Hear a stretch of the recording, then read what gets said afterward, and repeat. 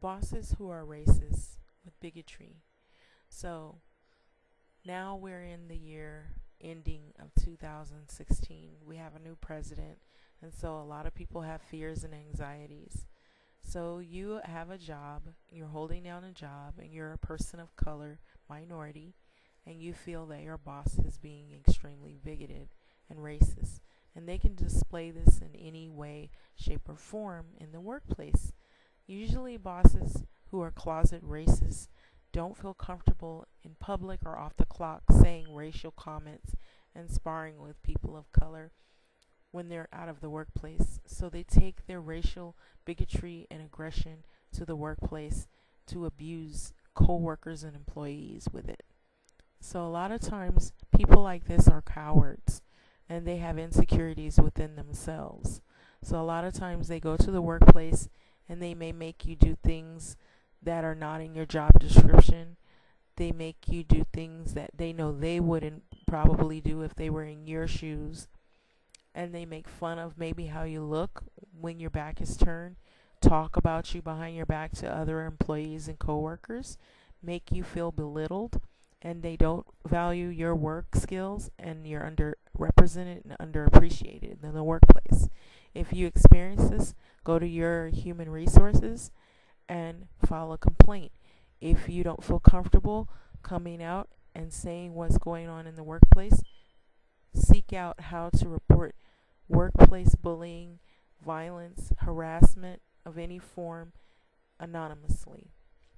So you're a young woman of color and you just got out of the home and you're ready to support your family, and now you feel like there's more of a challenge, not only being a mother and being of color and being in a real competitive field, but now you're dealing with classism and prejudiced bosses in the workplace. And if you feel like you're dealing with anybody of any sorts, again, you would go to your human resources to report the abuse.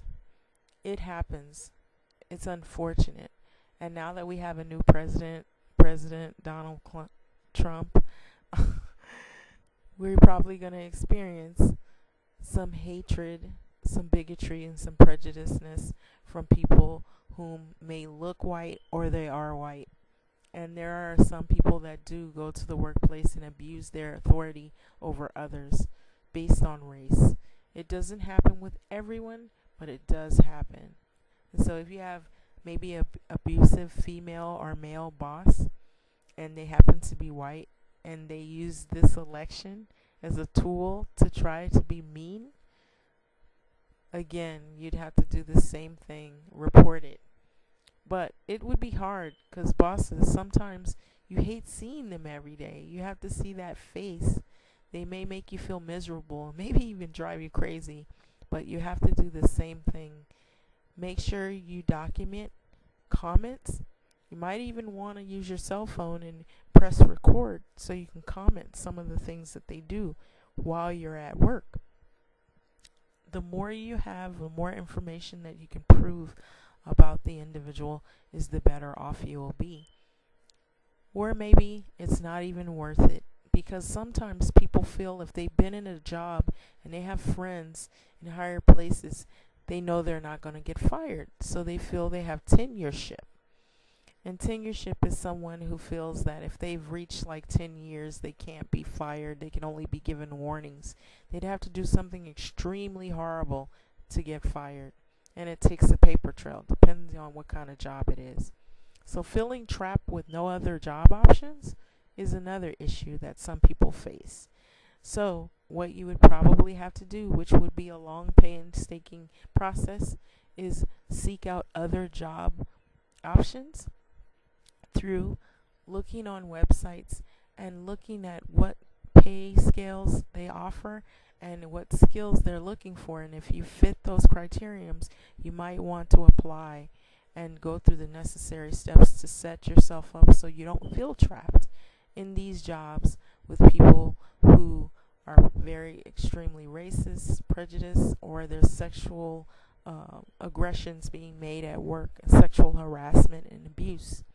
There is workplace bullying, sometimes even violence. So it's very hard. Now we're in a situation where a lot of people have a lot of growing fears because of the changing atmosphere economically and some of the other fears that we have.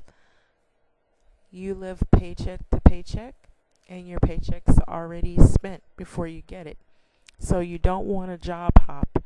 So what you want to do is make sure you're secure that you have a job before you decide to actually quit.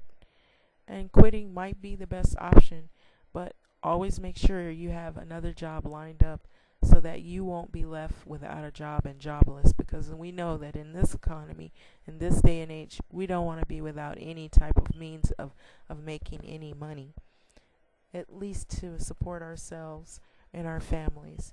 So keep your head up, be positive, stay strong, go through the necessary channels of going through human resources. If you don't feel comfortable, if you feel like people think that you're going to just tell on individuals, or you don't feel comfortable with the ones whom you're telling it to, think they may be friends and in cahoots with each other, I'm sure there's a way of doing it anonymously. And the least resort is to look for the high road. Search out other jobs that'll appreciate you.